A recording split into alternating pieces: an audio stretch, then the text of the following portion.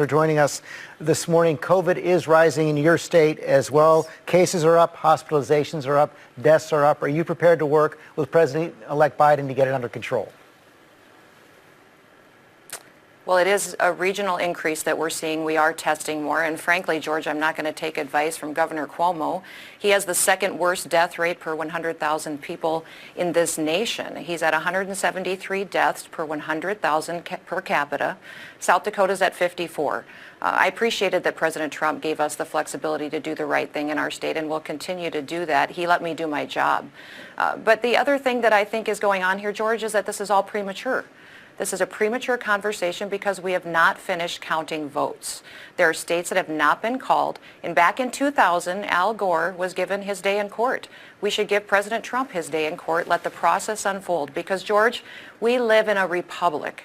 We are a government that gets its power from the consent of the governed. That is the people. They give their consent on Election Day. Election Day needs to be fair, honest, and transparent. And we need to be sure that we had an honest election before we decide who gets to be in the White House the next 4 years. Governor Noem, do you have any evidence that it wasn't an honest election? You had a tweet earlier this week saying it was rigged. Do you have any evidence at all of widespread fraud? I've spoken with Republican secretaries of state in Georgia, in Arizona. I've spoken to Republican officials across the country. They have come up with zero evidence of widespread fraud.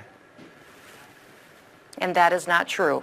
That is absolutely not true. People have signed legal documents, affidavits stating that they saw illegal activities. And that is why we need to have this conversation in court. The New York Times itself said that there were clerical errors. If you look at what happened in Michigan, fraud, Governor, that's that very we had different. Computer glitches that changed Republican votes to Democrat votes. You look in Pennsylvania, dead people voted in Pennsylvania. So, George, I don't know how widespread it is. I don't know if it'll change the outcome of the election.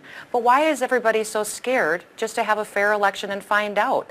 We gave Al Gore 37 days to run the process before we decided who was going to be president. Why would we not afford the 70.6 million Americans that voted for President Trump the same consideration?